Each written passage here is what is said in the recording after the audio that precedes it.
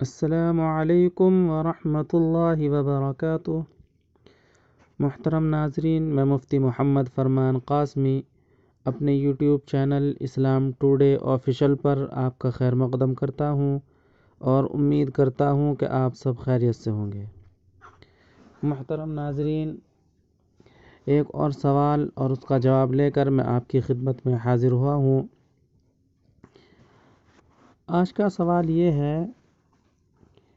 کہ میت کو دفنانے کے بعد قبر کے پاس کتنی دیر بیٹھنا چاہیے اور یہ بیٹھنا سنت ہے؟ تو جواب اس کا یہ ہے کہ میت کو دفنانے کے بعد قبر کے پاس بیٹھنا یہ سنت نہیں بلکہ فقہا نے اس کو مستحب قرار دیا ہے اور فرمایا ہے کہ تدفین سے فارغ ہو کر قبر کے پاس کم از کم اتنی دیر ٹھہرا جائے کہ ایک اونٹ ذبح کر کے اس کا گوشت تقسیم کیا جا سکے، اور اس دوران میت کے لیے منکر نکیر کے سوالات کے جواب میں ثابت قدمی اور مغفرت کی دعا کرنی چاہیے اور قرآن پاک پڑھنا چاہیے۔ میت کے سرہانے سورہ بقرہ کی ابتدائی آیتیں اور پیروں کی جانب سورہ بقرہ کی آخری آیتیں پڑھنی چاہیے، اور احادیث نبوی سے اس کا ثبوت ہے۔ حضرت عثمان رضی اللہ عنہ سے روایت ہے کہ حضور اقدس صلی اللہ علیہ وسلم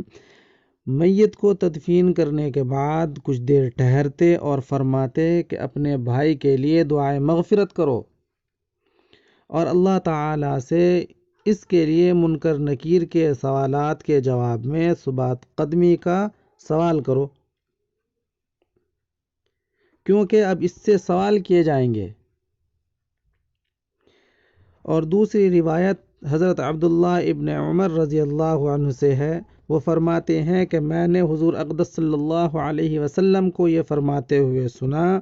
کہ جب تم میں سے کسی کا انتقال ہو جائے تو اسے روکو مت، اور جلد از جلد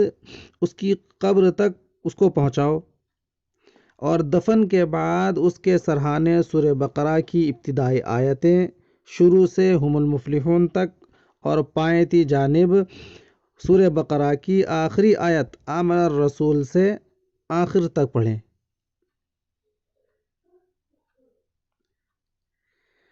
اور اسی طریقے سے حضرت